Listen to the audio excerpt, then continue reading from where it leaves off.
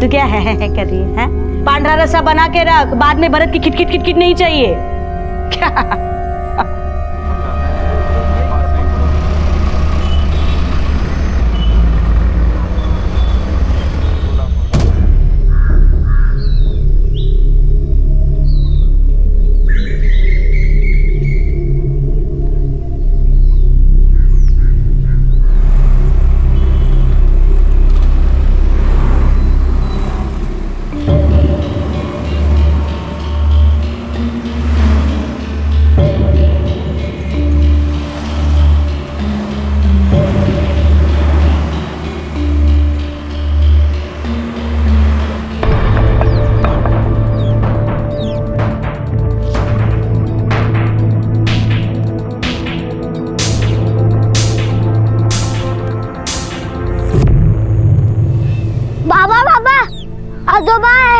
साथ में मेहमान भी है, अभी रिक्शा से उतरे, मैंने देखा।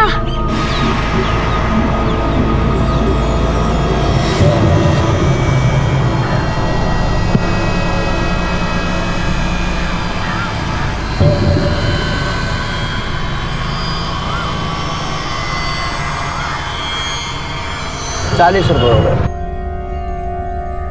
आई ये देख। आई बाबा उस औरत और उसके बेटे को लेके घर आए।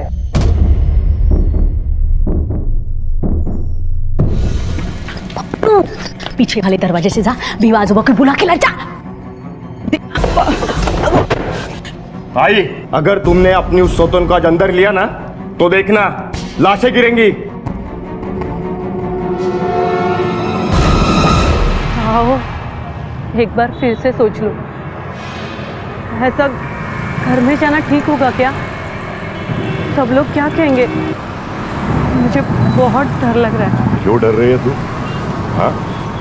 अरे ये मेरा घर है, यहाँ मेरी बात कोई टालेगा नहीं।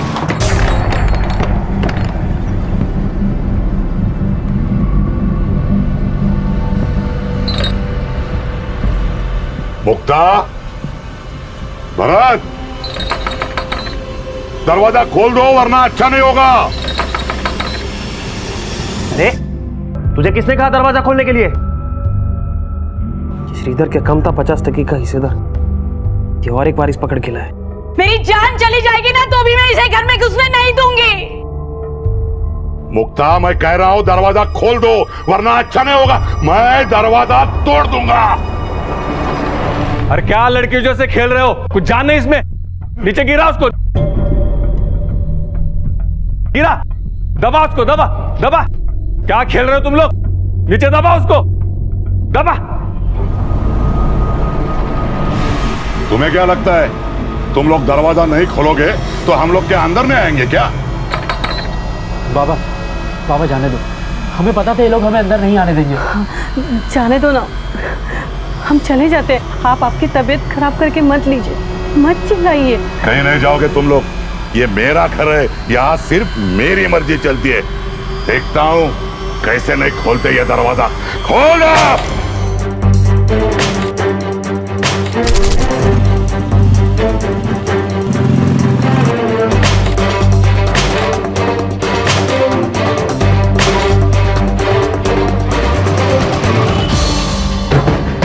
बाबा जाने दीजिए। अरे कैसे जाने दो? आज तो यह दरवाजा मैं तोड़ के रखूंगा।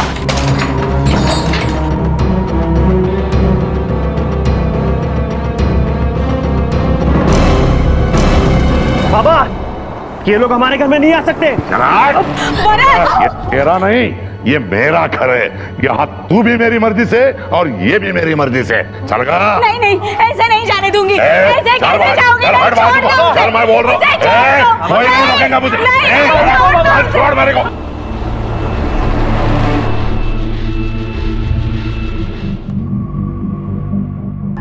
अरे अरे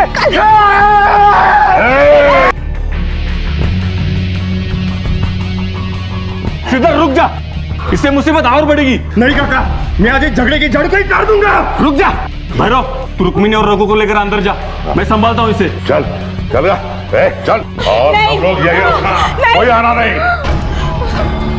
श्रीधर कुल्हाड़ी दे इधर, कुल्हाड़ी दे इधर, चल पागल मत बन। देखो तुम लोग चिंता मत करो, मैं भैरव के साथ बात करता हूँ, वो समझ जाएगा। नहीं काका, अगर वो समझते ना तो उनकी रकेल और नाजायज औलत को यहाँ नहीं लेके आते। उनको ना खुद की इज्जत की पड़ी है ना हमारी। चुप कर, गुस्से से बात और बढ़ेगी। इसके ऊपर हमें ठंडे दिमाग से सोचना। नहीं सोचना है काका, नहीं सोचना है। मैं उन दोनों को यहाँ पे नहीं रहने दूंगा, मैं मार दूंगा उन दोनों को। ईंट पत्थर से खड़ी की गई 4 दीवारों से घर नहीं बनता, वो सिर्फ मकान होता, और उस मकान को घर बनाता है उसमें बसने वाला हंसता खेलता परिवार। एक ऐसा परिवार जो एक दूसरे से प्यार करता है, भरोसा करता है। कुछ समय पहले तक भैरव पहलवान के घर में ये सब था, लेकिन रुक्मणी और रघु को घर लाने के फैसले ने भैरव के घर की नींव को हिलाकर रख दिया था। प्यार और विश्वास की जगह नफरत और दुश्मनी ने ले ली थी। ऐसा लग रहा था कि मुक्ता और उसके बच्चे रुक्मणी और रघु को वहां से निकालने के लिए हर कोशिश करने को तैयार थे, और रुक्मणी को भी वहां पर रहने के लिए काफी कुछ बर्दाश्त करना पड़ रहा था।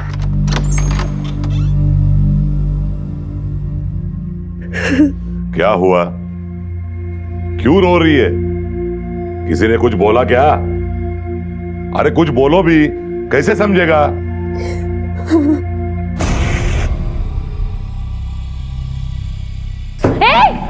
क्या कर रही है?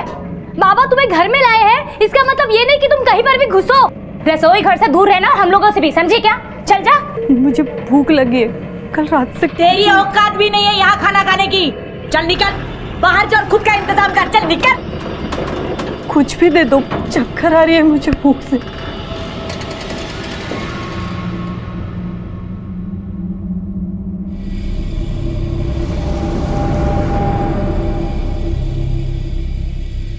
ले खा।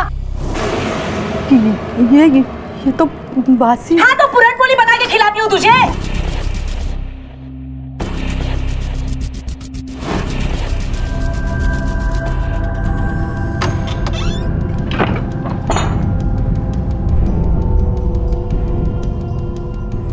क्या कर रहे हो? हट। अरे कहाँ जा रहे हो? सुनो ना मेरी बात, क्यों जा रहे हो ऐसे? हाँ वहां मत जाओ, सुनो ना।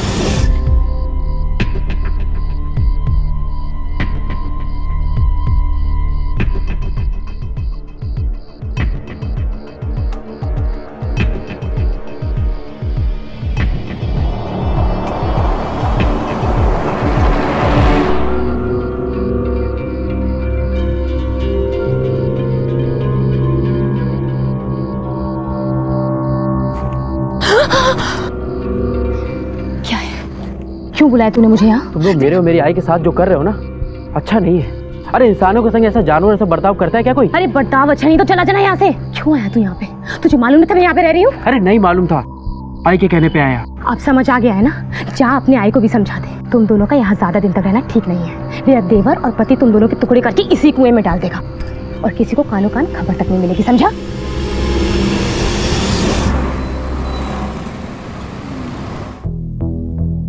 देखो, तुम्हें उस औरत से कोई खतरा नहीं, लेकिन उसके बेटे से खतरा है। भैरव जी से उनका खून का रिश्ता है और वो प्रॉपर्टी का हिस्सा मांग सकते हैं। अरे ऐसे कैसे उसका हिस्सा है सर? मेरे बाबा ने तो अब तक उस औरत से शादी भी नहीं की है। पर वो भैरव की औलाद है, कर सकते हैं ना साबित। हुआ ना वारिस, कोर्ट उसके हक में ही फैसला दे सकती है। बात कोर्ट तक जाएगी ही नहीं, मैं उसके पहले उसको मार दूंगा।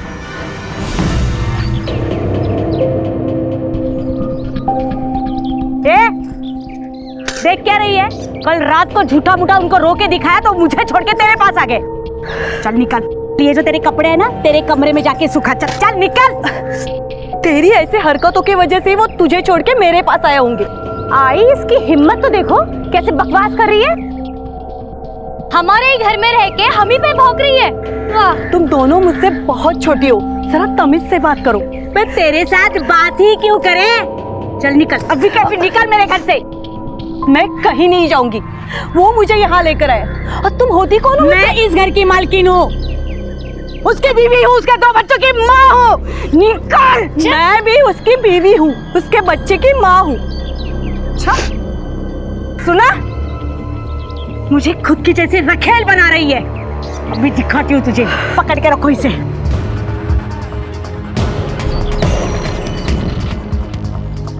खड़ी रह चुपचाप, बकवास मत कर। सोड दे मला। आली कशाला इकडे? ये क्या कर रही है? देख अभी। हाय क्या कर रही हो कपड़ों चुप रहे। अरे क्या करी? छोड़ मुझे। छोड़ मुझे।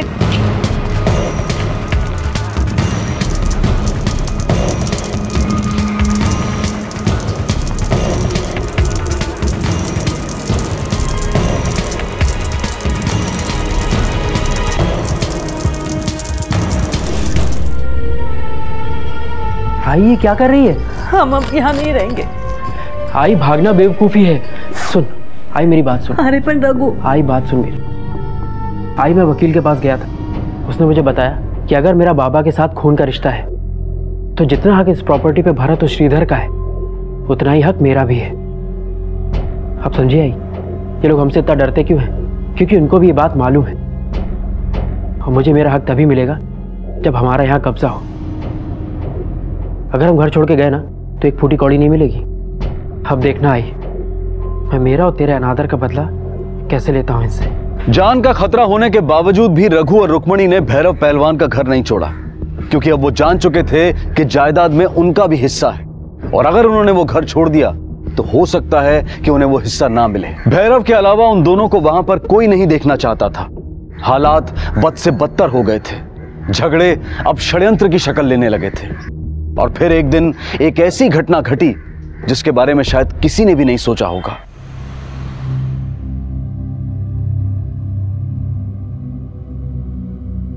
देख भैरव, अब भी कुछ नहीं बिगड़ा। मेरी बात मान, रुक्मिणी और रघु को कहीं दूर और जगह रख ले। शुरू से ही दूर थे, अब उन्हें घर लाया।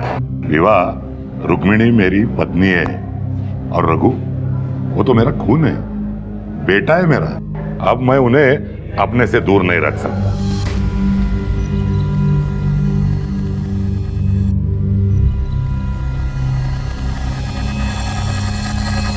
क्या तुझे दिख नहीं रहा है जो चल रहा है? अरे सब एक दूसरे के खून के प्यासे हो गए।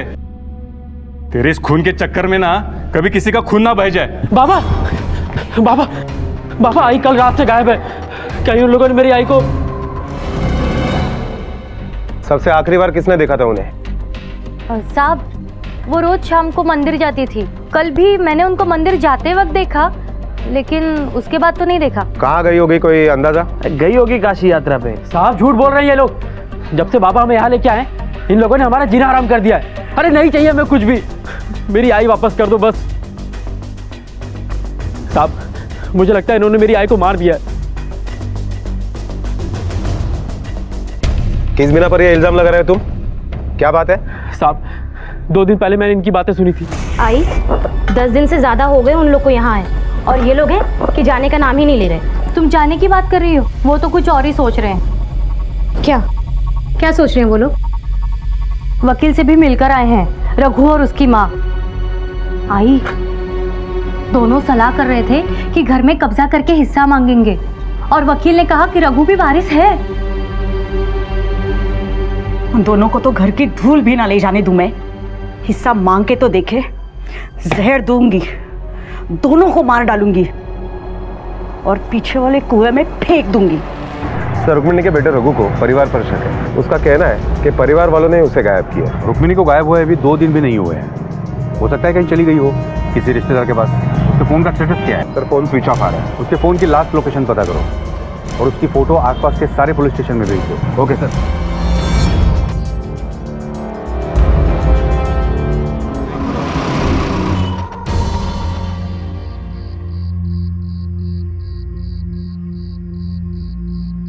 बाबा, मुझे आपसे कुछ बात करनी है। प्रॉपर्टी के हिस्से कर दो, मुझे पैसों की बहुत जरूरत है और आजकल जैसे घर में। हिस्सा चाहिए तुझे? क्या कर रहे? हिस्सा चाहिए तुझे? हिस्सा चाहिए क्या तुझे? हिस्सा चाहिए तुझे? छोड़ो उसे। अपना बच्चा है ना, अपने बच्चे को मार डालोगे क्या? जब से वो औरत इस घर में आई है ना तब से आप कर रहे हो। सुन ले, ये उसका भी घर है। अब तो मुझे भी ये लग रहा है कि तुम लोगों ने उसे मार दिया है। अब तक तो नहीं किया है, पर अगर वो लोग हमारी बर्बादी के बारे में सोचेंगे ना तो उन दोनों माँ बेटों को गायब कर दूंगा, चाहे मुझे फांसी क्यों ना हो जाए। माँ बेटों को गायब कर देगा। मैं समझाती हूँ, चल ना। मुझे पैसे चाहिए। नहीं, चल। पैसों की जरूरत है। अरे चल तू।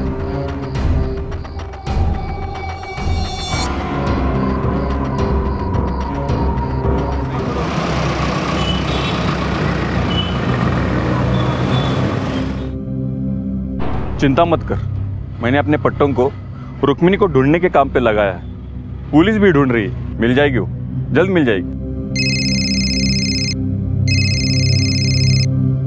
हाँ बोल, क्या?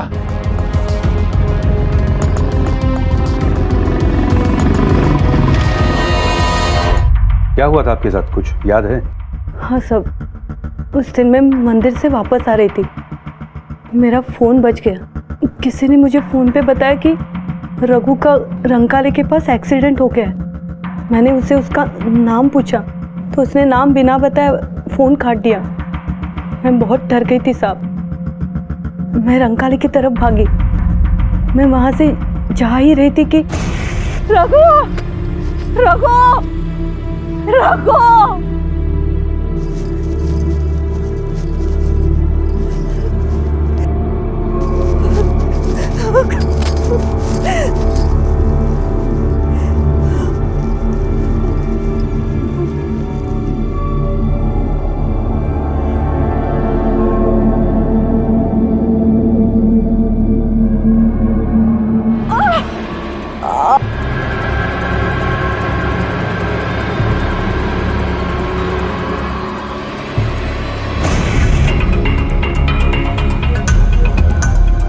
तो कहाँ थी आप 2 दिन तक? एक दिन तक मैं उसी खेत में बेहोश पड़ी रही। फिर अगले दिन उसी खेत के मजदूरों ने मुझे उठाया और अपने झोपड़ी में लेके गए। फिर वही लोग मुझे यहाँ लेकर आए। 2 दिनों तक आपने किसी को फोन करने की कोशिश भी नहीं की, क्यों? साहब, उसी दिन से मेरा फोन गायब था। मैं कैसे किसको फोन करती साहब? फोन का लास्ट लोकेशन पता किया? सर ये सच बोल रही है, क्योंकि जो लास्ट नंबर आया था वो स्टेशन के सामने वाले पीसीओ का नंबर था। हमने पूछताछ की पर 2 दिन पहले यहाँ से कॉल की गई थी। मुझे उसके सारे कॉल डिटेल्स चाहिए। 2 दिन पहले दुकान पर कौन था? मैं ये पीसीओ संभालता हूँ। यहाँ तो लोग बहुत आते जाते हैं, कैसा पता चलेगा किसने कॉल किया? और मैं तो अंधा हूँ, मैं कैसे बता सकता हूँ आपको? घोटाले किसी ने जानबूझ के उसी दुकान से फ़ोन किया था जिससे पता था कि उस दुकान का मालिक उसे पहचान नहीं पाएगा। इसका मतलब है कि वो जो भी कोई है उसे इस इलाके की पूरी जानकारी है। वो ये भी जानता है कि रुक्मिणी शाम को मंदिर जाती है। घोटाले कोई घर का ही आदमी है सर, लेकिन हमारे पास कोई एविडेंस तो है नहीं। कोई बात नहीं, आज नहीं है, कल ज़रूर मिलेगा।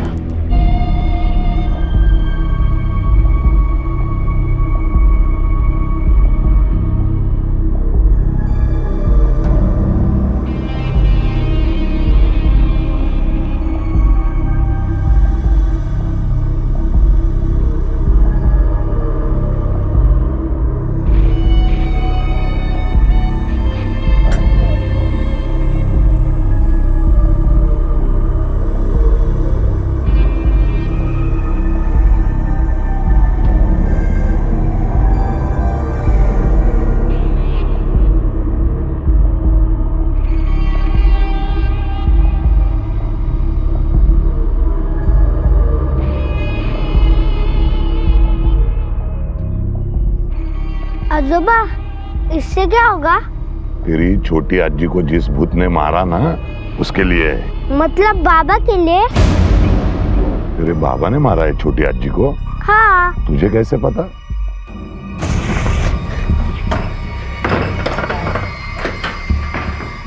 क्या हुआ तुम्हें? इतना पसीना क्यों आ रहा है? तबीयत तो ठीक है ना तुम्हारी? ठिकाने लगा दिया। क्या? किसे? रघु की माँ को। एक मार में ही सो गई वो। अब उस रघु की बारी है।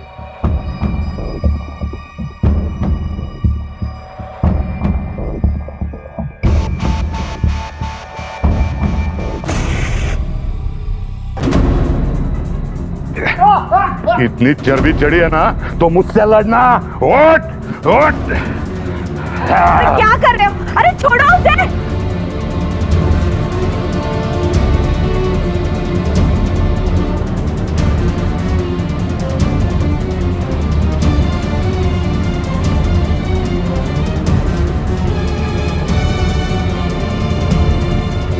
अरे कुत्ती का आखड़ा बना दिया है क्या घर को? अरे चल उठ। बहुत जल्दी है तुझमें। बाहर चल। श्रीधर आजा बेटा।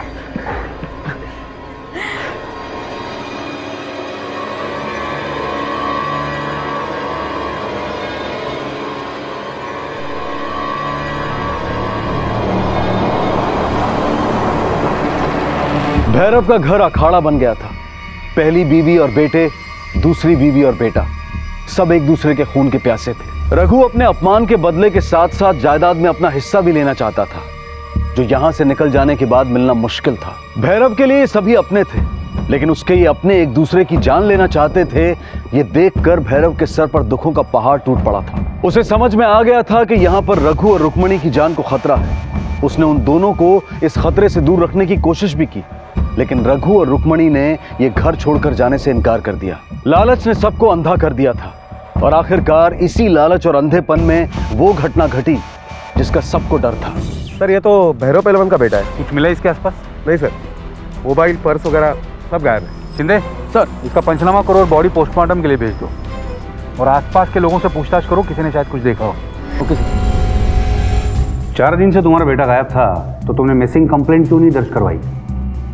क्या है ना साहब, रघु तो 4 दिन इधर तो 4 दिन कहीं बाहर रहता था। यही चलता था उसका। छोटे मोटे ठेके उठाता था, तो कभी आता था कभी जाता था। आज नहीं तो कल उसके साथ ये होना ही था। घर के बाहर भी काफी लफड़े थे सब उसके। मतलब घर में भी लफड़े थे उसके? किसके साथ?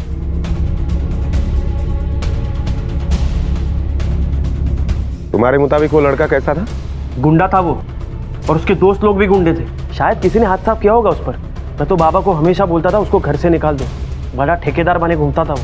कहीं ऐसा तो नहीं कि तुमने उसके ऊपर हाथ साफ किया है? साहब ये क्या बोल रहे हो? मैं तो उस गुंडे से बात भी नहीं करता था। साहब झूठ बोल रहे हैं लोग।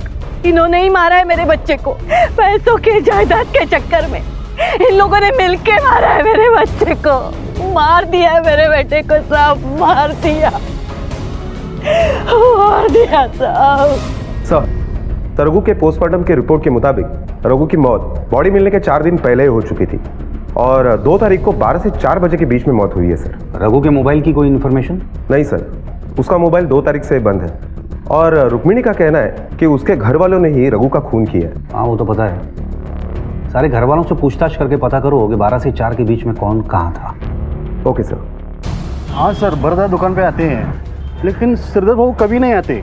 2 तारीख को आए थे क्या? हाँ आए थे, और 2 बजे चले गए। बोल रहे थे कि वकील के पास जाना है। हाँ, वो मेरे पास कंसल्ट करने आता था, लेकिन 1 मिनट, डायरी देखनी पड़ेगी।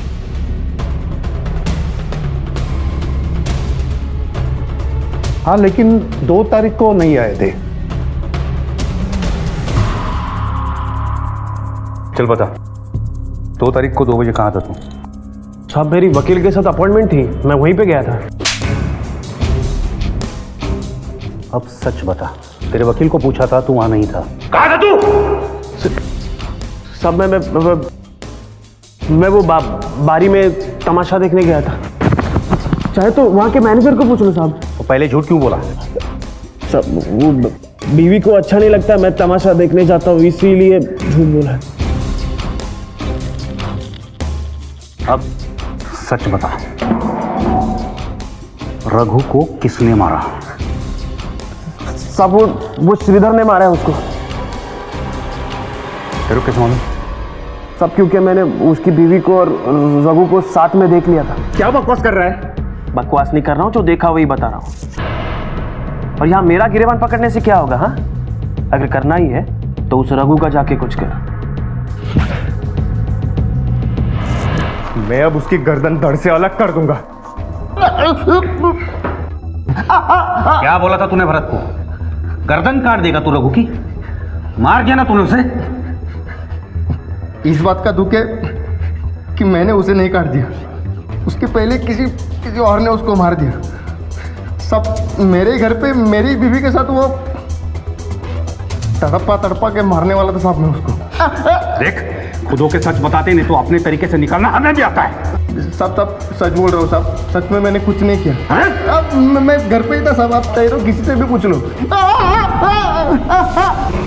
आपने मेरे पति को क्यों जेल में रखा हुआ है? छोड़ दीजिए उन्हें, उन्होंने रघु को नहीं मारा है, वो उस वक्त घर पे ही थे। बताया मैं, वो घर पे ही था, बबलू ने बताया मैं। लेकिन बबलू ने हमें कुछ और भी बताया। बाबा मेरे साथ खेल रहे थे, आई बाहर गई थी। तो बता, कहाँ गई थी तू 2 से 4 के बीच में? साहब, छुपाने का कोई फायदा नहीं है, हमें पता है कि तुम्हारे और रघु के बीच में क्या चल रहा है। बोल, कहाँ थी 2 से 4 के बीच में? साहब, हमारे बारे में मेरे पति को सब पता चल चुका था, और उस रात जब मैं कमरे में गई तो वो बहुत गुस्सा करने लगे, मुझे बहुत मारा उन्होंने, चिल्लाने लगा मेरे ऊपर, और उसने बोला कि वो रघु को मार डालेगा, नहीं छोड़ेगा। मैं बहुत डर गई थी। मैं उस दिन रघु से ही मिलने गई थी, ये कहने कि वो ये घर छोड़ दे। रघु, मैं मजाक नहीं कर रही हूँ, सच बोल रही हूँ। तू चला जा यहाँ से, वरना मेरा पति तुझे मार डालेगा। उसे सब कुछ पता चल चुका है मेरे और तेरे बारे में। हाँ, तो मैंने भी चूड़ियाँ नहीं पहन रखी है। अभी तो टाइम आया है मेरी और मेरी आई की जो बेइज्जती तुम लोगों ने की है उसका बदला लेने का। जाके बोल देना अपने पति को, डरता नहीं हूँ उससे, समझी? रघु सुन तो, रघु। अब एक आखिरी सवाल, खेत में रुक्मिणी पे जो हमला हुआ था वो तुम्हारे पति ने ही किया था ना? पुलिस ने रुक्मिणी के केस के तार तो जोड़ लिए थे, लेकिन रघु के कत्ल की गुत्थी अब भी अनसुलझी थी। एक बात तो साफ थी कि अगर श्रीधर रुक्मिणी पर जानलेवा हमला कर सकता था तो वो रघु की जान भी ले सकता था, लेकिन कत्ल के समय श्रीधर अपने घर पर अपने बच्चे के साथ था। यह भी साबित हो चुका था कि भरत तमाशा देखने गया था और मालती घर के बाहर थी, लेकिन सिर्फ कुछ देर के लिए। मुक्ता घर पर थी, भैरव और भीवा अखाड़े में थे। तो फिर रघु को किसने मारा था? और उसी वक्त पुलिस को अचानक एक पुख्ता सुराग मिला। सर ये कुमार है, रघु का दोस्त। पिछले 10 दिन बाद अभी दिल्ली से आया हूँ। आने के बाद पता चला कि रघु का खून हो गया है। जहाँ तक मुझे याद है, मैंने पिछले 2 तारीख को उसे देखा था जब मैं दिल्ली जा रहा था। साहब, रघु पीछे बैठा था, बाइक कौन चला रहा था ये मैंने देखा नहीं, मतलब मैंने इतना ध्यान नहीं दिया, और मुझे क्या पता कि मैं आखिरी बार रघु को देख रहा हूँ। बाइक तो पता होगी, कौन सी थी? घर में सिर्फ एक ही मोटरसाइकिल है जो सुबह 11 बजे अखाड़े जाती है और शाम को 5 बजे घर वापस आती है, बस इतनी चलती है वो। और ये गाड़ी कौन चलाता है? विवाह बहू, क्योंकि मेरे पति के घुटनों में दर्द है ना, नहीं चला सकते। सिर्फ अखाड़े जाते हैं या और कहीं? कभी लेट नहीं हुए 1-2 दिन आगे पीछे? नहीं, हाँ मतलब 2 हफ्ते पहले, हाँ 2 हफ्ते पहले ही वो शाम को 7 बजे वापस आए थे। सिर्फ भैरव पहलवान या भीवा भी? नहीं, दोनों। सिर्फ भीवा के अलावा ये गाड़ी और कोई चलाता है? तुम्हारे बेटे वगैरह? ये अपनी मोटरसाइकिल किसी और को चलाने नहीं देते, सिर्फ विवाह बहू। क्या वो भीवा पहलवान की गाड़ी यहाँ सर्विस के लिए आती है? हाँ सब, व्यवस्था गाड़ी इधर ही सर्विसिंग करवाते हैं, महीने में एक बार तो आती है। पिछले महीने आई थी? हाँ आए तो थे। किलोमीटर तो चेक किए होंगे ना? हाँ सब। रजिस्टर दिखाओ। 1 मिनट साहब, ये देखो।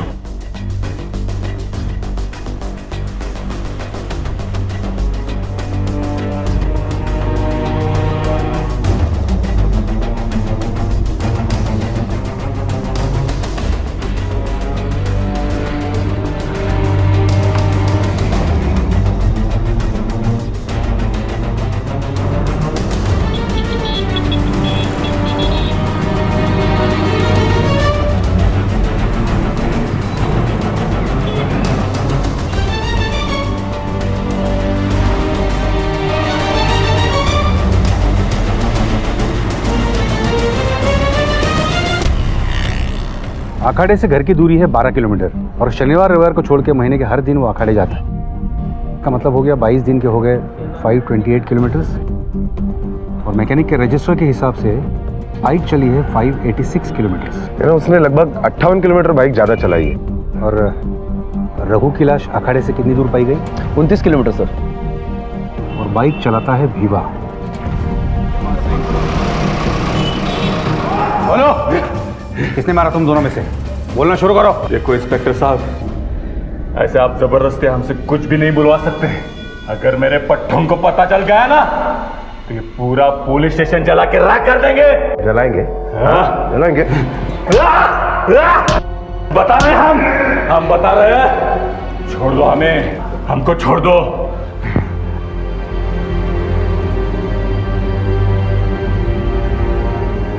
ये दादागिरी नहीं चलेगी, नहीं चलेगी, नहीं चलेगी। हमारे उस्ताद को छोड़ दो, छोड़ दो। क्या चल रहा है ये सब? अगर हमारे उस्ताद को आपने उंगली भी लगाई तो ये पुलिस स्टेशन जलाकर राख कर देंगे। देखो, आप लोग जो समझ रहे हो वैसा कुछ भी नहीं है। ये सिर्फ एक रूटीन पूछताछ है। अच्छा अनरे, ये हमारे उस्ताद का डिब्बा है, उनको दे देना, क्योंकि हमारे उस्ताद को हर 2 घंटे में कुछ खाने के लिए लगता है।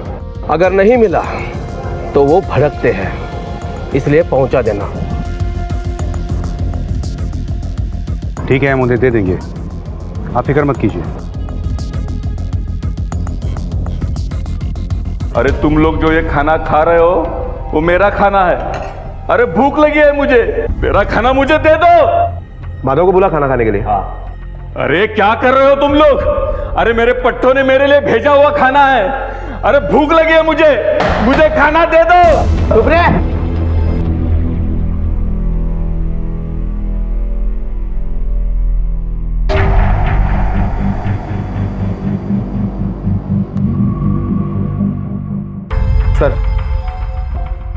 सर 12 घंटे हो गए, दोनों को कुछ खाने को नहीं दिया है। भैरव अभी भी शांत है, लेकिन भीवा चिल्ला रहा है खाना खाने के लिए। चिल्लाने दे।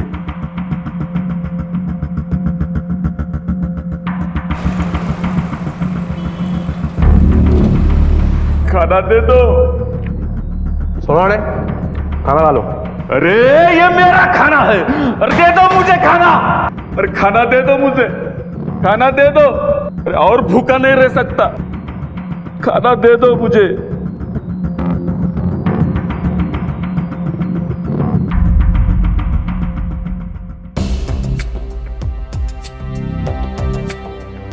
सर दोनों को भूखा रखे लगभग 24 घंटे हो गए। भीवा अब भी कुछ कह नहीं रहा है सिवाय खाना मांगने के। अब अगली चाल चलो, उससे वो बच नहीं सकता। Okay sir.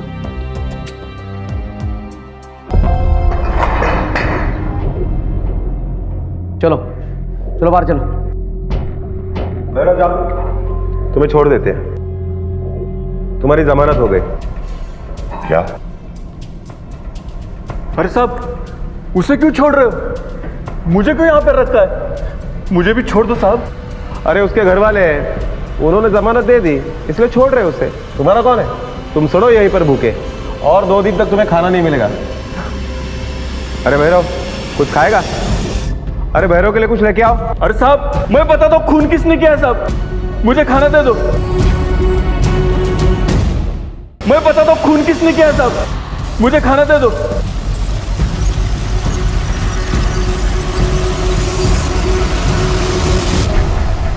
हाँ, मैंने ही रघु को मारा।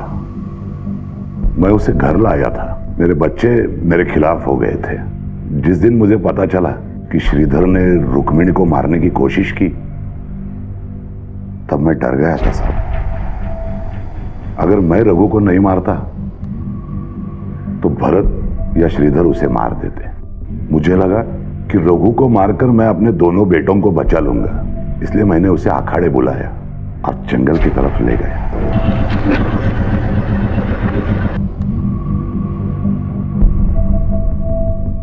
रघु। हाँ बाबा। वो देख जामुन का पेड़, डायबिटीज के लिए अच्छा होता है।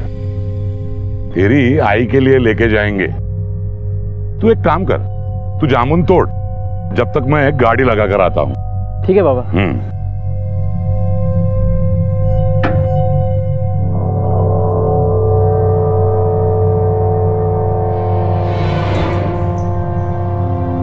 मैंने उसका पर्स और मोबाइल पास वाले नाले में फेंक दिया ताकि ये चोरी या लूटपाट का केस लगे, लेकिन भीवा ने मुझे उसे ले जाते देखा था, इसलिए मुझे भीवा को सब बताना पड़ा। सच छुपता नहीं है पहलवान, आज नहीं तो कल वो सामने आ ही जाता है। असली गुनहगार था भैरव, जिसने पहले दूसरी शादी की और फिर रुक्मणी और रघु की तरफ अपने गिल्ट से बचने के लिए दोनों परिवारों को एक दूसरे के ऊपर थोप दिया, बिना ये सोचे कि इसका अंजाम क्या होगा। ये कुछ ऐसा ही था जैसे पेट्रोल और आग को एक साथ रखकर यह उम्मीद की जाए कि धमाका ना हो, और इस सब में अपनी जान गंवानी पड़ी बेकसूर रघु को। कहते हैं कि हकीकत कहानी से ज्यादा भयानक होती है। एक बाप ने अपने बेटे को मार दिया, लेकिन गलती किसकी थी? क्या मुक्ता और उसके बच्चों की, जिनके सर पर एक वारिस लाकर खड़ा कर दिया गया, या फिर रघु की, जो अपने पिता के साथ एक सम्मान की जिंदगी जीना चाहता था? भैरव ने गलती को छुपाने के लिए इतनी बड़ी गलती की कि सब कुछ तबाह हो गया, और भैरव आज सलाखों के पीछे है। रुक्मणी को भैरव के बेटों ने घर से निकाल दिया। वो आज भी कोल्हापुर की गलियों में भटकती भीख मांगती नजर आती है। भीवा को गुनाह छुपाने के लिए 5 साल की सजा हुई और भैरव को हत्या के लिए उम्र कैद। याद रखें, रिश्तों को उलझने ना दें, और अगर कभी उलझ भी जाएं तो सही समय पर सही तरीके से उसे सुलझाने की कोशिश करें। या देवी सर्वभूतेषु शक्तिरूपेण संस्थिता, या देवी सर्वभूतेषु शक्तिरूपेण संस्थिता, नमस्तस्यै नमस्तस्यै नमस्तस्यै नमो नमः।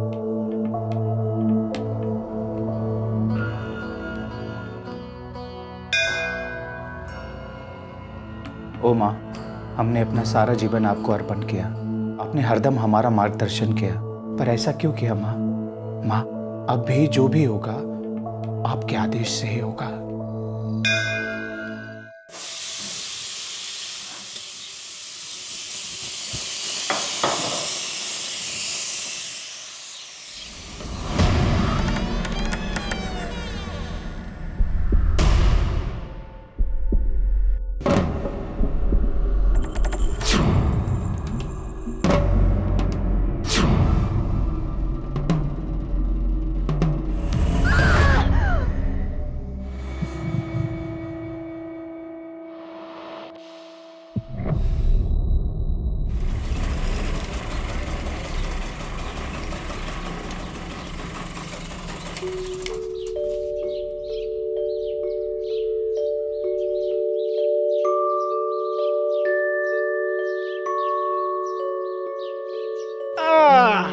चिक्की ने क्या किया स्कूल में? पढ़ाई की, पोयम सीखी? चलो मम्मा को सुनाएंगे।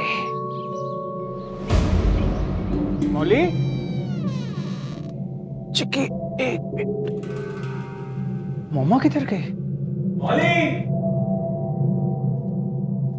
मौली, मौली।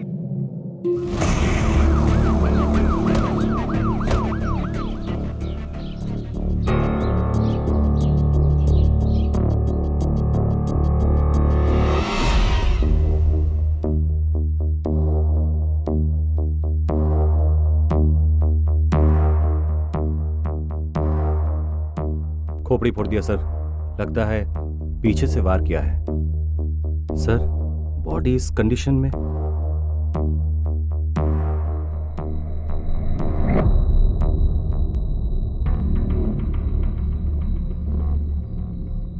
ये बॉडी इसी कंडीशन में मिली थी?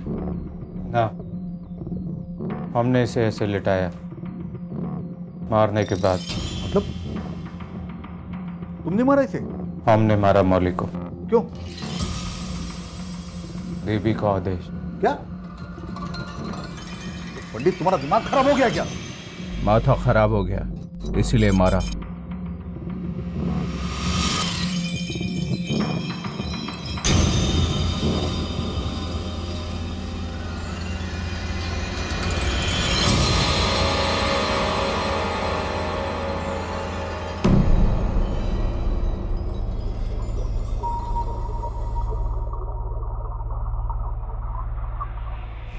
ये मुगुर से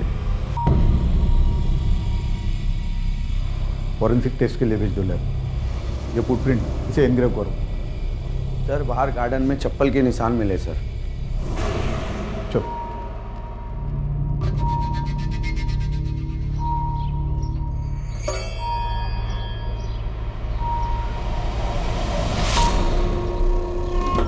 मित्र, ये दोनों निशान एक जैसे ही है।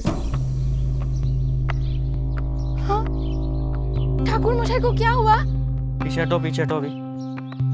भगवान, क्या हुआ ठाकुर मशाई को?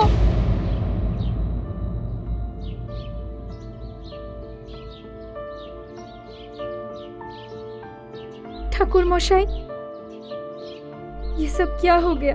आप 2-4 दिवस के लिए चिक्की को अपने पास रखेंगी। चिक्की, काकी के साथ रहना, हम जल्दी आएगा।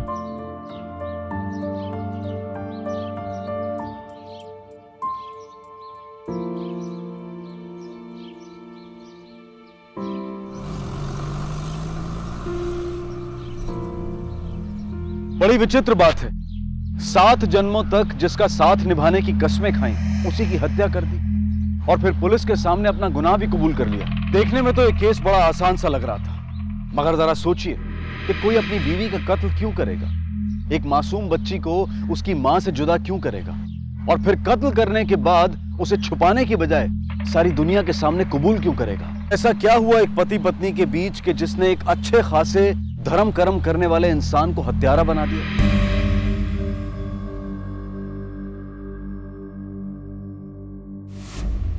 क्यों मारा अपनी पत्नी को? स्वर्ग गई वो, अब उसके बारे में क्या बात करना, आप सजा दीजिए।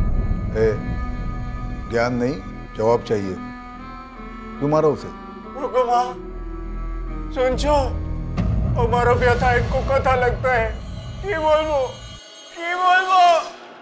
पंडित, नाटक बंद, उधर नहीं इधर बात कर। कुछ है ही नहीं बताने को। उसका मर्जी के आगे किसका चलता है? इस दुनिया में उसका दिवस पूरा हो गया था, इसीलिए मारा। उसके दिन बुरे हो गए थे। तो यमराज है क्या? जब ये यमराज की ड्यूटी कर रहा है, जो दूसरों के दिन गिन रहा है। आपको जो समझना है समझ लो। अबे ढोंगी, सीधे तरीके से बता था या डंडे से आरती उतारू तेरी? कोई लड़ाई हुई थी उससे? कभी लड़ाई नहीं हुआ दादा। तुम्हारी शादी को कितने साल हुए? 6 बरस दादा। तो 6 सालों में कभी बीवी के साथ झगड़ा नहीं हुआ? झूठ बोलता है? नहीं दादा, देवी थी वो देवी थी और तू खुद को देवता समझता है? सत्य बोल दादा, वो देवी थी।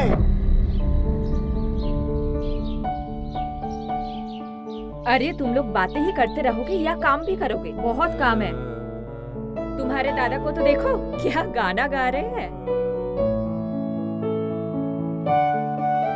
बॉडी। अरे पार्थ, सब लेके आए ना? जी। दिखाओ मुझे। बस पोस्तोदाना 100 ग्राम मिला। ठीक है। अच्छा सुनो ना, एक काम और है। क्या? लेबू नहीं आज पे गंधराज, मैं तो बताना भूल ही गई थी। हमको पता था आप भूल जाओगे, मैं लेके आया हूँ। ओ, खूब भालो करेছি।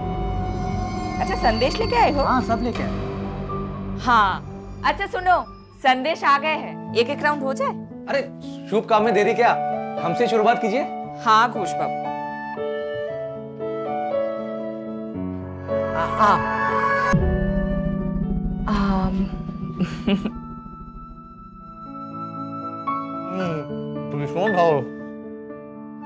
ये लीजिए। क्या कर रहे हैं आप? काट क्यों दिया? आए हाय ठाकुर मशाई, सबके सामने रोमांटिक। ये लो। रमेश, क्या सरप्राइज दिया तुमने? हाँ? वो कुछ कॉस्ट्यूम्स के फिटिंग थोड़ी गड़बड़ थी, तो सोचा मैं ही देता चलूं। आई एम सॉरी, मैं थोड़ा गलत वक्त पे आगे लगता है मुझे। मैं फिर आता हूँ। ऐसे कैसे जाओगे? आओ बैठो, खाना खा के फिर चले जाओगे। इट्स ओके, फिर आऊंगा ना, अभी चलता हूँ मैं। अच्छा रमेश, सुनो ना, इधर आओ। वो फिटिंग्स के बारे में क्या बात कर रहे थे? शर्म हया सब घोल के पी गई है, अब तो खुलेआम भी। छी। मौली जहाँ भी जाती वहाँ की रौनक बन जाती थी। सब लोग बहुत प्रेम करते थे उसको, एकदम टिप टॉप रखती थी हमको हमेशा।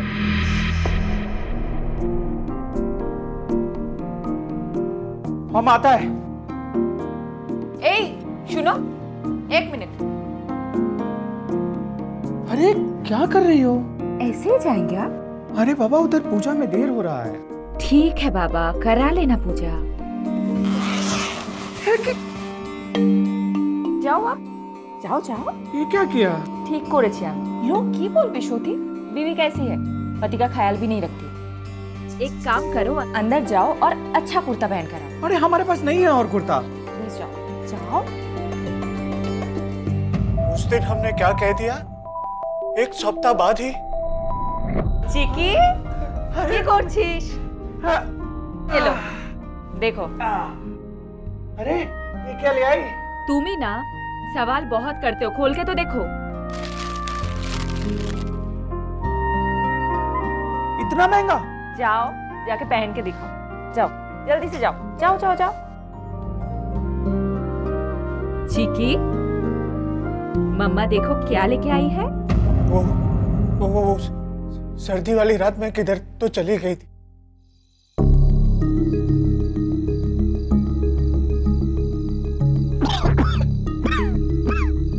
मौली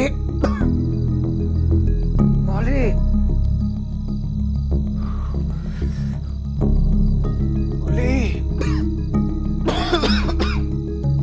मौली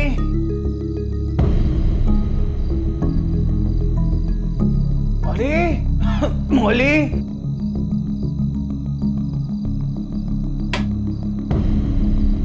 मौली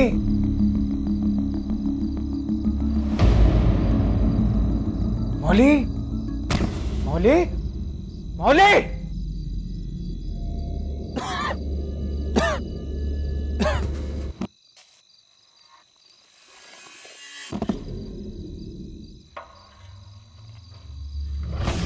मौली बहुत घबरा गया। किधर गई? क्या हुआ? बहुत देर तक परेशान इधर उधर टूटता रहा।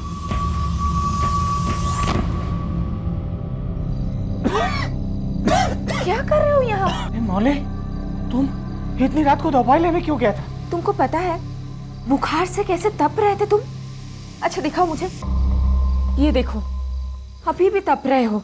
चलो अंदर चलो, मैं दवा दे देती हूँ। इतनी रात को कौन सा दवाई का दुकान इतनी रात को खुला मिल गया? खुला नहीं था, मैंने खुलवा ली। वाह पंडित वाह, कर भला तो हो भला, ये कहावत तो मैंने सुनी थी, लेकिन कर भला तो हो बुरा ऐसा पहली बार देख रहा हूँ। ऐसी बीवी को मार दिया? सुहागन मरना चाहती थी वो सुहागन मरना चाहती थी इसलिए तुमने उसे मार दिया? क्यों? माँ का आदेश था, उसे मुक्त कर दो। वो मेरे साथ बंधन में थी। वो एक राजकुमारी थी और हम एक जंगली मानुस। वो जंगल में आखेट को आई थी, हम उसके तीर से मारा गया। पिछले जन्मों के कर्मों का फल होता है। देखो देखो देखो ना, तुम लोग कोई अच्छे इंसान के पीछे भागते हो, दिन रात उड़ते हो और पापियों के पीछे भागते हो। सब कर्मों का फल होता है। हे भानुका कल्याणी, सबको कल्याण करो, कल्याण कर सबका इस नश्वर देह से। मुक्ति करो दो, हमारा मुक्ति करो दो, मुक्ति करो दो, मुक्ति करो दो, करो दो, मुक्ति करो दो।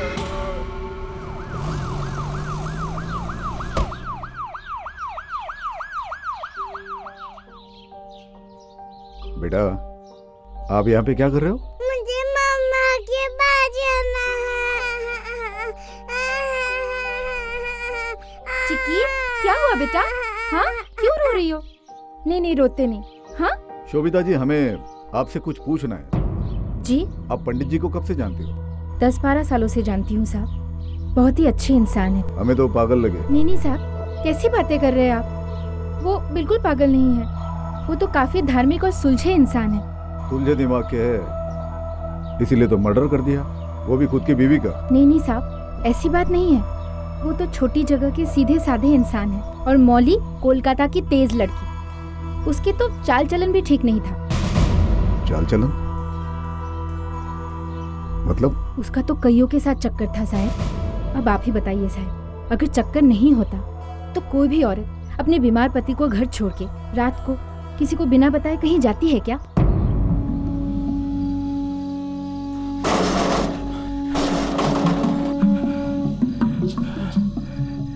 ठाकुर मशाई की होलो, इतनी रात गए? मौली कहीं चला गया। कहाँ चली गई? हमको लगता है हमको छोड़ के उसी के पास चला गया। मुझे समझ में नहीं आता आप उसका ये नाटक क्यों बर्दाश्त करते हैं। उससे मिलने मतलब किससे? क्या पता साहब। लेकिन पंडित ने तो बताया कि उस रात को वो उसके लिए दवाई लाने गई थी। पंडित जी तो यही बोलेंगे ना साहब। भद्रो लोग जो ठहरे, लेकिन ये पहली बार नहीं हुआ था, हमेशा होता था। अभी हाल ही में इसी तरह से एक दिन वो घर छोड़ के चली गई थी।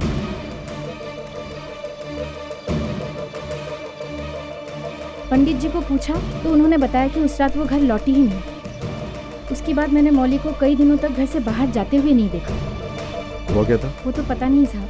अब पंडित जी सारी बातें कहाँ बताते थे। और कुछ मतलब उन दोनों में कोई लड़ाई झगड़ा? नहीं साहब, लड़ाई वड़ाई तो नहीं हुई थी। लेकिन हाँ, 2 दिन पहले पंडित जी ने अपने सहायक पार्थ को अपने काम से निकाल दिया था। क्यों? दान पेटी से पैसे चुराया था उसने।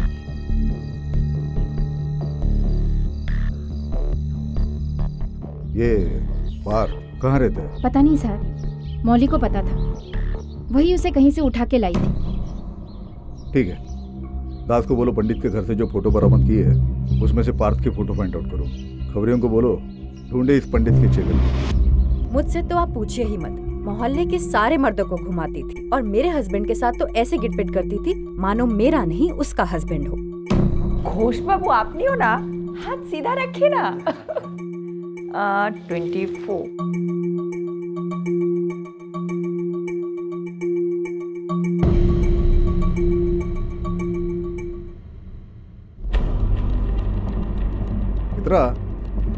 गौर करने वाली बात यह है कि इस मौली भट्टाचार्य की मर्दों से बहुत दोस्ती थी, लेकिन औरतों में वो खासी बदनाम थी।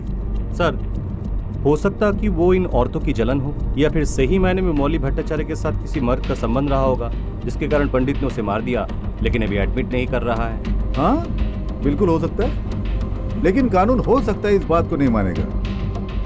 हमें ठोस सबूत ढूंढना होगा।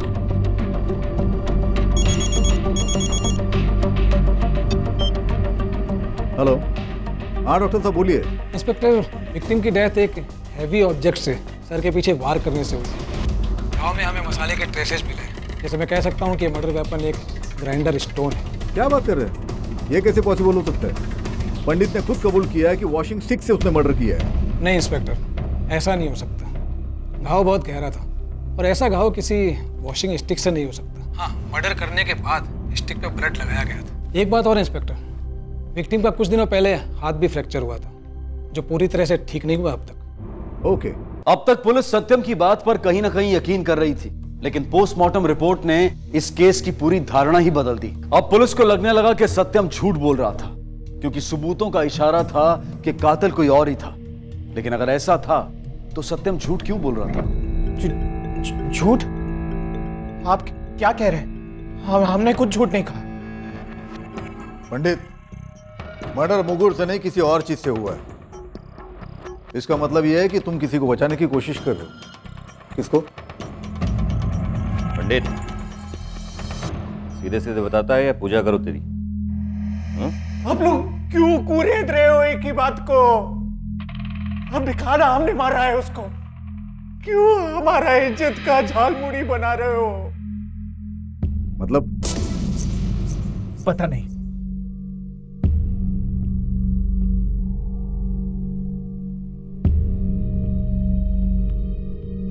पंडित, माउली का किसी से चक्कर था क्या? पता नहीं। बीमारी वाली रात के बारे में तुमने हमसे झूठ बोला पंडित। शोभिता ने हमें सब कुछ सच सच बता दिया है। तुमने उसे बोला था कि उस रात को माउली किसी से मिलने गई थी। कौन था वो? हाँ, हमें नहीं पता क्या बताया आपको उसने। जो भी हुआ हमारी गलती से हुआ। तुम्हारी गलती कैसे? मौली, मौली, ये क्या कर रहे हो? आप हमारे शरीर को और हाथ लगाने की कोशिश की ना तो हम अपने आप को जला लेंगे। लेकिन खुद को आग क्यों लगाना चाहती थी? अरे समझ लीजिए ना, इतनी सी बात नहीं समझ सकते? वो नहीं चाहती थी कि हम उसको हाथ लगाएं। इतना सा समझने में क्या तकलीफ? यही समझ लीजिए ना कि हमने इसीलिए मारा है उसे। चुप कर। ये गोल गोल बातें मत घुमा। सच जो भी है वो सामने आकर ही रहेगा।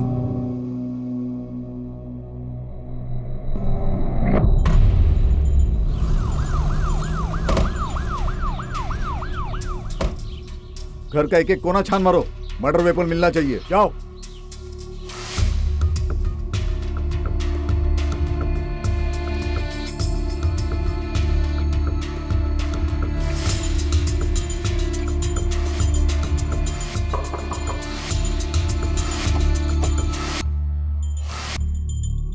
मौली का किन मर्दों के साथ उठना बैठना था?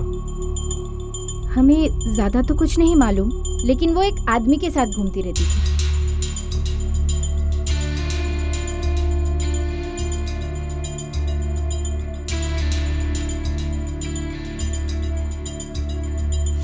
आप जानते हो उस आदमी को? जी। क्या नाम है? उसका नाम रमेश है और वो किसी नाटक कंपनी में काम करता है। कौन सी नाटक कंपनी? जी वो बामुनपाड़ा एरिया में एक नाटक कंपनी है। बामुनपाड़ा?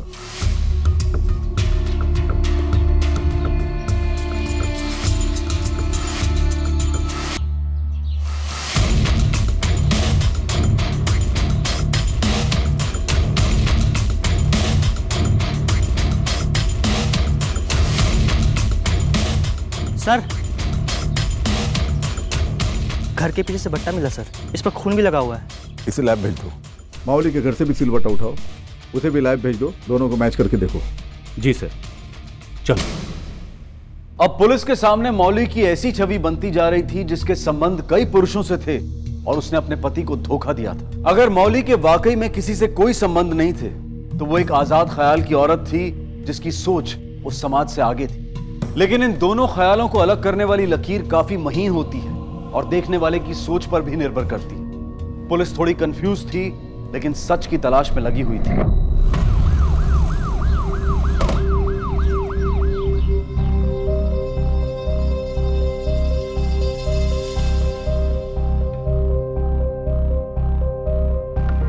रमेश कौन है? मैं हूं सर। चल। सर पर हुआ क्या सर? अरे क्या हुआ? चल।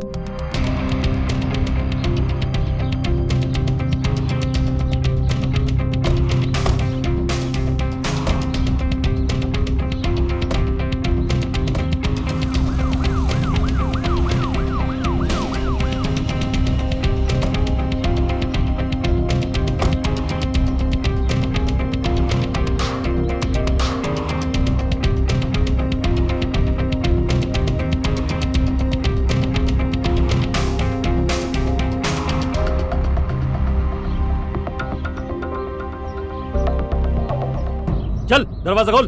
जितना बोला जा रहा है उतना का चल। सर मेरी बात सुनिए सर। चाबी निकाल जल्दी से।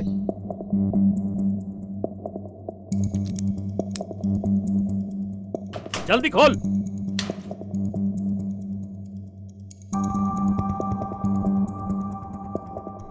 पूरा का पूरा घर छान मारो।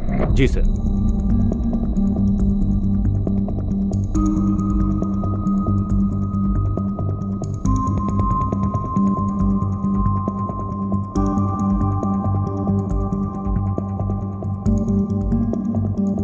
सर वहां से सैंडल मिला है।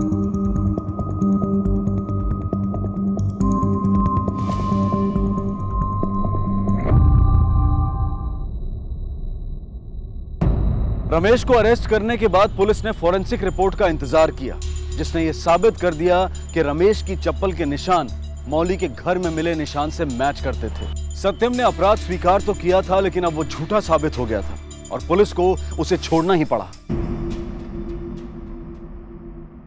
पंडित, हमने रमेश को पकड़ लिया है। अब तुम घर जा सकते हो। जाओ। रमेश को पकड़ लिया? ये क्या किया? हमको ही सजा देते ना। पूरा दुनिया को पता चल जाएगा हमारा बीवी ने क्या किया।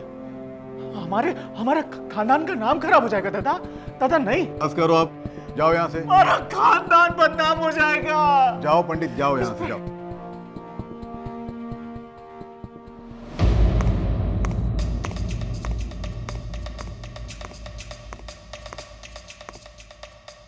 क्यों मारा तूने मौली को?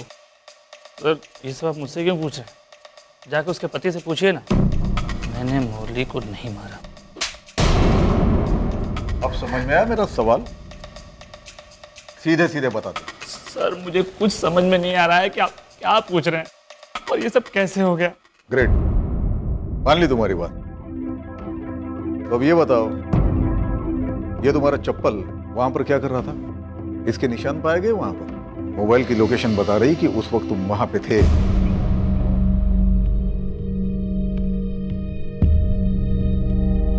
यस, मैं उस दिन वहां गया था।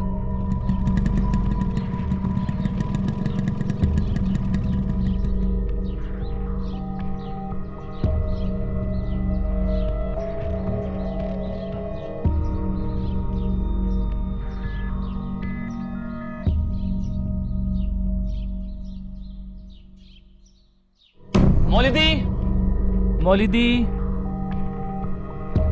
मौलिदी, कहाँ?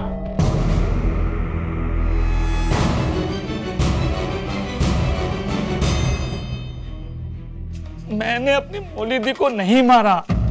अब कुछ ही बोलिए, मैं नहीं मार सकता अपनी दीदी को। दीदी?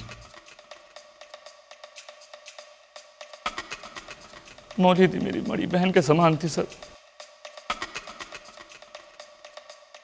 पहले दिन से हम दोनों में बहुत अच्छी बनने लग गई थी सर।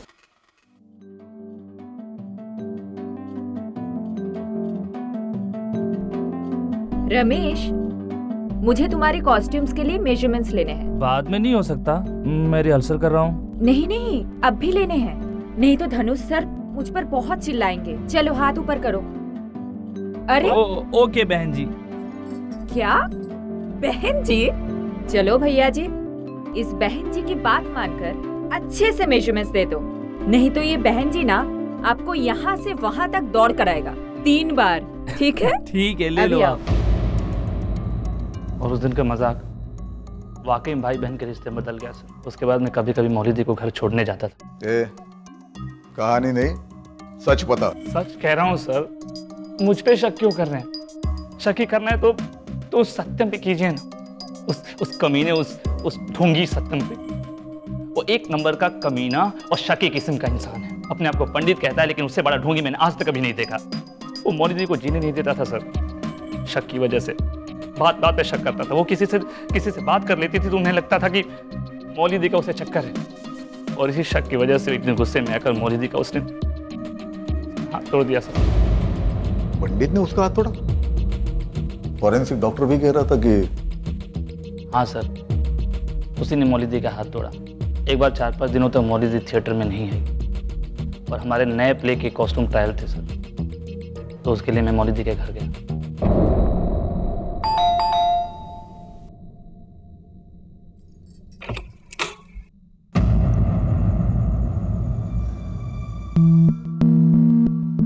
रमेश, तुम यहाँ? क्या मौलिदी, आप पिछले 5 दिनों से रिहर्सल पे नहीं आ रहे हैं, और आपको पता है कि हमारे नए प्ले का कॉस्ट्यूम ट्रायल बाकी है।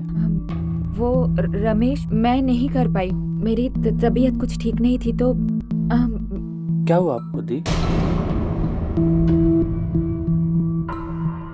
दी, आप मुझसे कुछ छुपा रही हैं, क्या हुआ बताइए मुझे।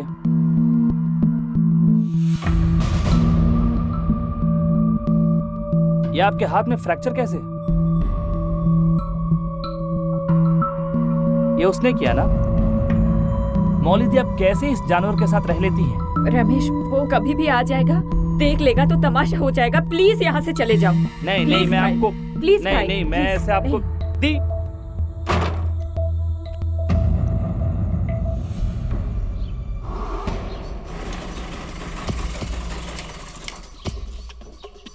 कमीना, तेरा इतना हिम्मत? अभी तो हमारी बीवी से इश्क लड़ाने हमारे घर तक आ गई। पंडित जी आराम से बात कीजिए, आप जैसा समझ रहे हैं वैसा कुछ भी नहीं है। अभी तू हमको समझाएगा कि कैसा है कैसा नहीं है। पंडित, ये बकवास मत कर। तेरी बीवी नहीं हूँ कि चुपचाप सहती रहूं। ज्यादा बकवास की ना तो दांत तोड़ के फेंक दूंगा। क्या बोला? तू हमारा दांत तोड़ेगा? अभी तो देख हम तेरा क्या हाल करता है। जा, अभी तू देख। अरे जा जा, पंडित ढोंगी कहीं का। और आप ही बताइए सर, कौन सा पति अपनी पत्नी के साथ ऐसा बिहेव करता है? पहले मौलिदी का हाथ तोड़ा और फिर उनका खून कर दिया। छोड़िएगा मत सर उसको। मुझे क्या लगता है मैं तेरे झांसे में आ जाऊंगा? सर मैं सच कह रहा हूँ सर। सच तो मैं तेरे से बुलवा कर ही रहूंगा। सर, खबरी का फोन है। हाँ बोल। सर, पार्थ मिल गया। नमस्कार साहब, कहाँ यही है? घर है वो वाला।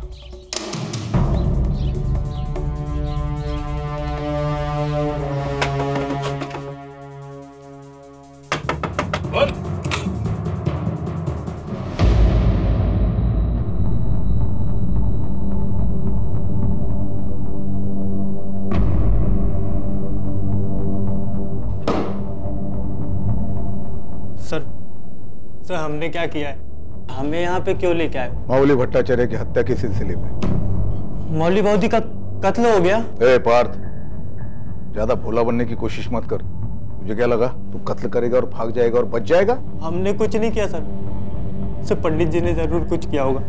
उनको शक करने की बीमारी है, इस कारण वो बाउदी का जीना आराम करके रखे थे। वो कहीं भी जाते, किसी भी मर्द से मिल, उन्हें लगता है कि उस मर्द के साथ बाउदी का चक्कर चल रहा है। इस कारण वो उन्हें बहुत डांटते थे।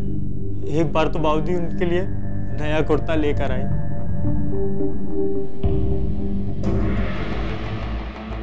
किसके पैसे से खरीदा ये? क्या मतलब किसके पैसे? बताया तो था, मैंने अपनी मेहनत के पैसों से खरीदा है। मेहनत के पैसों से या मोहब्बत के पैसों से? कैसी बातें कर रहे हैं आप? घिन आती है मुझे आप पर। अच्छा, घिन आता है? घिन आता है? और जब दूसरों के साथ जाकर रात गुजारती हो तो घिन नहीं आती? छोटी, और एक बात मत बोलना वरना मैं। वरना क्या कर लोगी तुम? हम बोलेगा। आज हम सब पूछेगा कि तुम किस किस के साथ रात गुजारता है। बता! छोटी, जल के मरने का धमकी दे रही है हमको? जलेगी? अभी बताता हूं।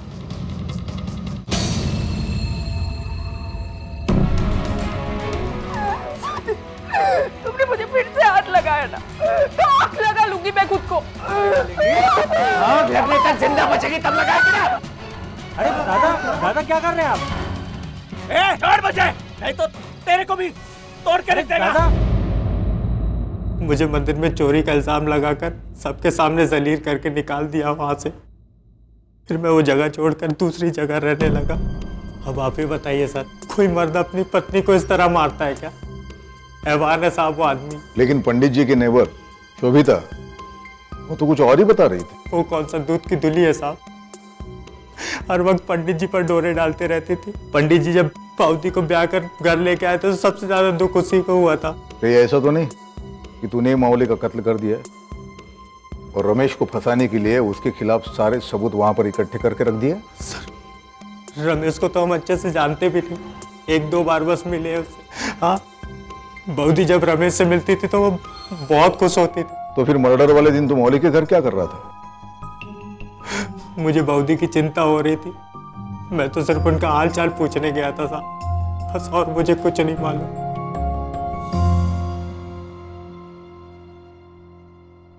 सर, मुझे तो लगता है रमेश या पार्थ दोनों में से किसी एक ने मौली की हत्या की, क्योंकि जिस दिन मर्डर हुआ है उस दिन सेलफोन का लोकेशन उसी एरिया में था।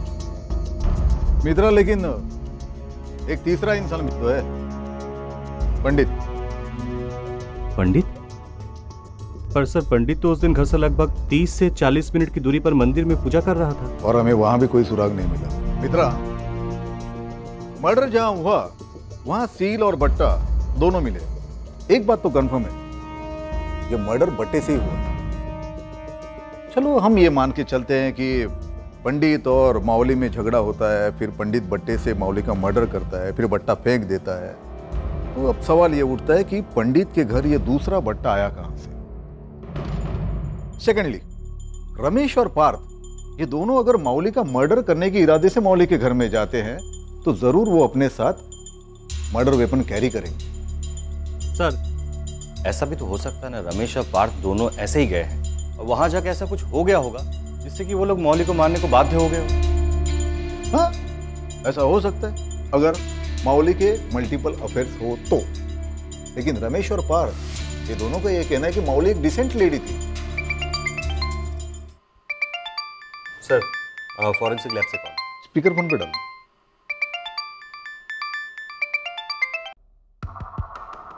हेलो, हाँ डॉक्टर साहब बोलिए। क्राइम सीन के जो सिल और वट्टा आपने हमें भेजे वो एक साथ कभी यूज नहीं हुए। दोनों मसाले अलग अलग, एक थोड़ा नया और दूसरा पुराना। और दूसरा मर्डर वेपन के रूप में आपने हमें जो वट्टा भेजा है वही मर्डर वेपन है। मौली के माथे पर लगे मसाले उससे मैच करते हैं, यानी कि ये वट्टा उसी सिल का है और कातिल ने मर्डर करने के बाद वहाँ पर नया वट्टा रखा था। अच्छा, मर्डर वेपन पे जो फिंगरप्रिंट्स मिले हैं वो किसी से मैच होते हैं? जी हाँ, वो ग्लास के फिंगरप्रिंट से मैच करते हैं। Okay, thank you very much. जाओ, उठा लो। जी सर।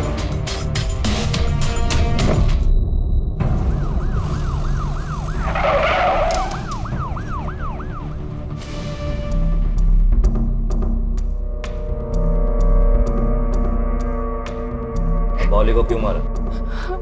हम उसे क्यों मारेगा शायद? तो फिर तुम्हारे बट्टे से खून कैसे हुआ? हमें क्या पता शायद। तुम्हारा सच सामने आ गया है। मर्डर वेपन में तुम्हारे फिंगरप्रिंट्स मिले, सजा पक्की है तुम्हारी। और कौन था तुम्हारे साथ? सत्य को तो बोलते हमने नहीं मारा है। हमने किसने मारा? ठाकुर मशाई ने। हमने नहीं मारा दादा, वो शोभिता ने हमारे साथ धोखा किया है, उसी ने मारा होगा। हम तो पंडित हैं, हम कैसे मार सकता है? ठाकुर मशाई तो कह रहा था कि मौली को तुमने मारा है। नहीं शाह, हमने नहीं मारा। हम सत्य बोलते हैं, हमने नहीं मारा। पंडित झूठ बोल रहा है, वो बहुत ही मक्कार आदमी है। हम बताते हैं कि उस दिन क्या हुआ था। हम उस दिन घर के बाहर खड़े थे।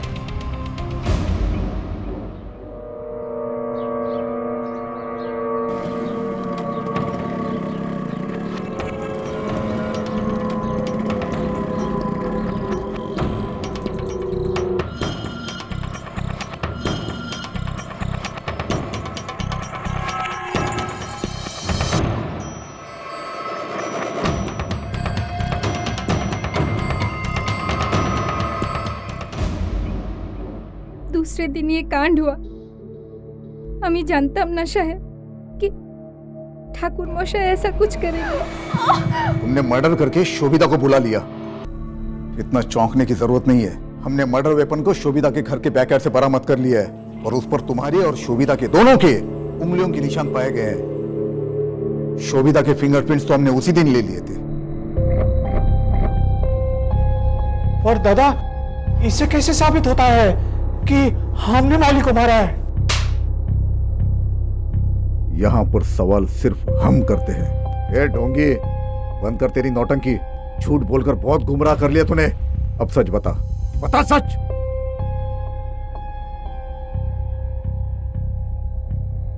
ये कपड़े, ये है तेरे कुकर्मों का सबूत। और इन कपड़ों की लोकेशन हमें खुद शोभिता ने बताई है। अब बता, अपने पत्नी को क्यों मारा तुमने? हाँ, बाड़ी से निकल रहा था, अचानक हमारा स्कूटर बंद हो गया। हम किक लगा रहा था और तभी हमने देखा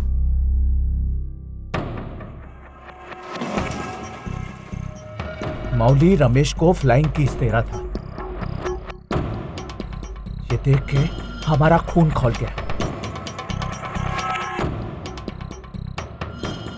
हमने तय कर लिया कि हम इन दोनों को छोड़ेगा नहीं। आप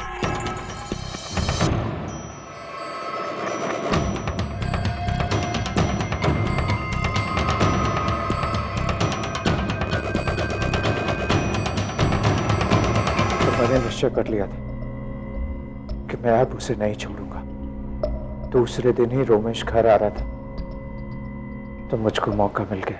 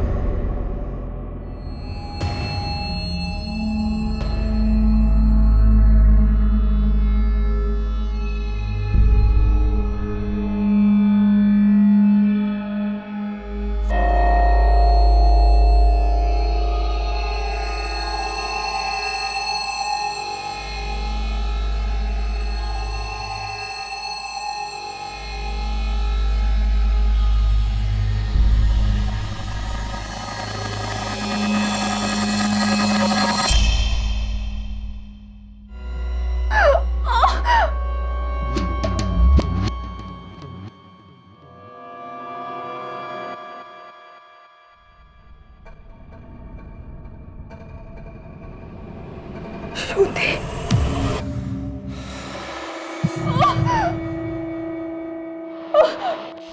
तुम्हें अंदाजा भी है कितना बड़ा पाप कर डाला है? कोई पश्चाताप नहीं है दादा। कम से कम अपनी दगाबाज बीबी को सबक तो सिखाया। तुमने दगाबाज पत्नी को सबक नहीं सिखाया, बल्कि एक वफादार पत्नी की हत्या कर दी है। पार्थो ने कंफर्म किया है कि वो भी वहां पर मौजूद था जब मौली ने चिक्की को फ्लाइंग किस दिया था। बाय चिक्की। सारी उम्र तुम शक करते रहे, कभी सच जानने की कोशिश भी नहीं की। अगर करते तो ये घिनौना अपराध कभी नहीं होता तुमसे। अब सारी उम्र जेल में बैठकर माला जपते रहना। ले जाओ इसे। शक और ईर्ष्या ऐसे जहर हैं जो हमारे हंसते खिलखिलाते रिश्तों की, हमारी खुशियों की जान ले लेते हैं। शक की आदत और गलतफहमी की वजह से सत्यम ने अपनी पत्नी की जान ले ली, लेकिन उसने ये नहीं सोचा कि उसके जाने के बाद उसकी बेटी चिक्की का क्या होगा। शक एक ऐसी बीमारी है जिसका कोई इलाज नहीं है, लेकिन अगर जीवन में कभी किसी अपने पर शक हो भी जाए या गलतफहमी हो जाए तो तुरंत बातचीत करके उसे सुलझाने की कोशिश करें। इसी विचार के साथ मैं अनूप सोनी आपसे विदा लेता हूं। फिर मुलाकात होगी अगले एपिसोड में एक और चौंका देने वाले केस के साथ। तब तक अपना और अपने परिवार का ख्याल रखें और देखते रहें क्राइम पेट्रोल डायल 100। सबक एक को सीख हम सबको। जय हिंद। क्राइम पेट्रोल के और भी दिलचस्प कहानी देखने के लिए हमारे चैनल को सब्सक्राइब करें और बेल आइकॉन दबाना न भूलें।